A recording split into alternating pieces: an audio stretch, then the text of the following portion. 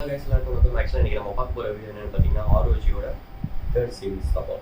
Origin and ASUS ROG Origin the Republic of Gaming. In the phone, only for gamers, not for all. And but gamers only can experience it. Okay, in the video, like, share, comment, subscribe, let's move to the video.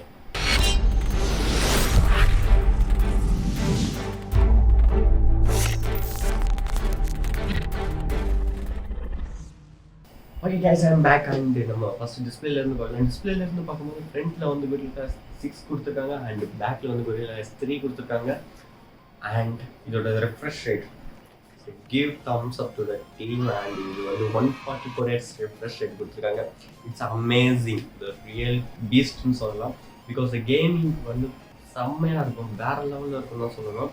Because ஒரு செகண்டுக்கு வந்து 144 times வந்து refresh ஆகிட்டே இருக்கும் screen.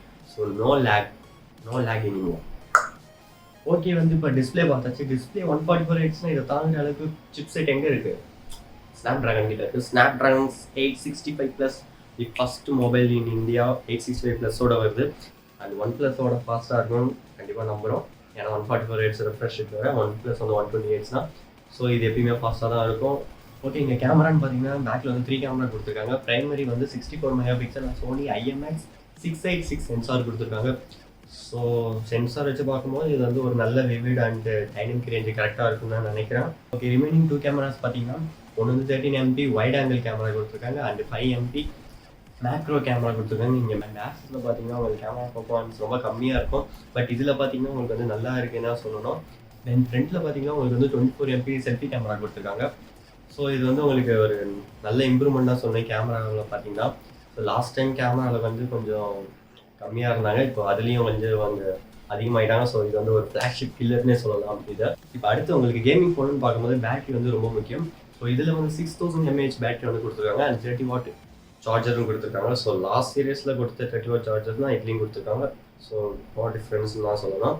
அதுலேயும் 6000 mAh தான், இதுலேயும் 6000 mAh தான். ஸோ உங்களுக்கு பெருசாக இந்த டிஃப்ரென்ஸ் தெரியாது. பட் இதில் கேமிங் எக்ஸ்பீரியன்ஸ் நல்லாயிருக்கும். ஓகே, பேட்டரி கெப்பாசிட்டி எப்பயுமே அதிகமாக இருக்கும்போது உங்களுக்கு வந்து ஒரு நெகட்டிவ் இருக்கும். ஃபோனோட சைஸ் தான். ஃபோனோட சைஸ் பார்த்தீங்கன்னா ரொம்ப பெருசாக அண்ட் அதுவும் இல்லாமல் 264 கிராம்ஸ். இது வந்து கொஞ்சம் வெயிட் தான் சொல்லணும். ஸோ ஹேண்டில் பண்ணுறது கஷ்டமாக தான் இருக்கும். ஸோ அதுதான் இதோட நெகட்டிவ். ஹார்ட்வேர்னு பார்த்தீங்கன்னா எல்லாத்தையும் ஓகே தான், பட் இதுதான் கொஞ்சம் நெகட்டிவ்னு சொல்லலாம். அண்ட் ஈஸியாக ஸ்லிப் ஆகலாம் வாய்ப்பு இருக்குது. ஸோ Gorilla 6 அதுக்கு தான் கொடுத்துருக்காங்க. ஸ்லிப் ஆனாலும் கொஞ்சம் டேமேஜ் வந்து குறைக்கிறது தான் Gorilla 6 கொடுத்துருக்காங்க. அண்ட் இதில் வந்து உங்களுக்கு கேமிங் டாப் சிப் தான் யூஸ் பண்ணியிருக்காங்க. அது என்ன சிப்புன்னு பார்த்தீங்கன்னா Adreno 650 யூஸ் பண்ணியிருக்காங்க. ஸோ எல்லா கேமுமே மேக்ஸிமம் எல்லா கேமுமே ரன் ஆகும் அண்ட் ஃபாஸ்ட் அண்ட் ஸ்மூத்தாகவும் ரன் ஆகும். PUBG விளாடும்போது பார்த்தீங்கன்னா உங்களுக்கு வந்து நிறையா கீ செட்டிங்ஸ்லாம் இதில் இருக்குது. மேலே ஒரு கீ இருக்கும், அந்த சைடில் ஒரு கீ இருக்கும், அந்த கீழே அதே மாதிரி 2 கீ இருக்கும். நீங்கள் ஷேக் பண்ணுற மூலமாக ரீலோட் பண்ணுற மாதிரி அந்த மாதிரி ஆப்ஷன்ஸ் நிறையாவே வச்சுருக்காங்க. இது வந்து அல்ட்ராசோனிக் சென்சார் மூலமாக உங்களுக்கு வந்து ஒர்க் ஆகும் இந்த கீஸ் தான். இதுதான் இதோட ஸ்பெஷாலிட்டின்னு சொல்லலாம். ஓகே, இந்த ஃபோனில் என்ன தான் ஹார்ட்வேர் நல்லா இருந்தாலும் பட் சாஃப்ட்வேர்லனா நோ யூஸ் தான் சொல்லி ஆகணும். ஸோ இதில் வந்து என்ன சாஃப்ட்வேர் யூஸ் பண்ணியிருக்காங்க பார்த்தீங்கன்னா Android 10 தான் யூஸ் பண்ணியிருக்காங்க. ஸோ இது வந்து ஒரு ஸ்டாக் ஆண்ட்ராய்டு தான் சொல்லணும். பட் இது வந்து ஒரு கொஞ்சம் கஸ்டமைசேஷன் நல்லா கொடுத்துருக்காங்க தான் சொல்லணும். எல்லா ஸ்டாக் ஆண்ட்ராய்ட்லையும் இருக்கிற மாதிரி கொஞ்சம் டிஃப்ரெண்ட்டாக கஸ்டமைசேஷன் கொடுத்துருக்காங்க. ஆல்வேஸ் ஆன் கிளாக் மாதிரி. அதுக்கப்புறம் வந்து உங்களுக்கு கேமிங் மோடு அண்ட் எக்ஸ் மோடுன்னு ஒன்று கொடுத்துருக்காங்க. அண்ட் டார்க் மோடில் வந்து உங்களுக்கு நிறைய கஸ்டமைசேஷன் பண்ணுற மாதிரி கொடுத்துருக்காங்க. நைட் மோடில் வந்து கொஞ்சம் எக்ஸ்ட்ரா ஐகான்ஸ்லாம் ஆட் பண்ணி அதோட வியூலாம் நல்லா மாற்றிருக்காங்க தான் சொல்லணும். அண்ட் எல்லா ROG சீரீஸ்லையும் வர மாதிரி இதுலேயும் வந்து நீங்கள் ஸ்ட்ரீம் பண்ணலாம் அண்ட் ரெக்கார்டிங் பண்ணலாம் கேம்லாம். ஸோ இது வந்து கொஞ்சம் ஃபாஸ்ட்டாகவும் இருக்கும். ரெக்கார்ட் பண்ணும்போது ஸ்ட்ரீம் பண்ணும்போது ஸ்ட்ரீம்லெஸ்ஸாக இருக்கும். ஸோ கொஞ்சம் ஃபாஸ்ட்டாக இருக்கும் நான் சொல்லணும். ஸோ இந்த சாஃப்ட்வேர் பார்த்தீங்கன்னா ஓகே சொல்லலாம், ஓகேவோட நல்லா இருக்குன்னு தான் சொல்லலாம். பிகாஸ் ஹார்ட்வேர் நல்லா இருக்கும், ஸோ சாஃப்ட்வேர் நல்லா தான் இருக்கும். இதில் வந்து ஸ்னாப்ட்ராகன் 865 இருக்கிறனால ஸோ 5G எனேபிள் கொடுத்துருக்காங்க.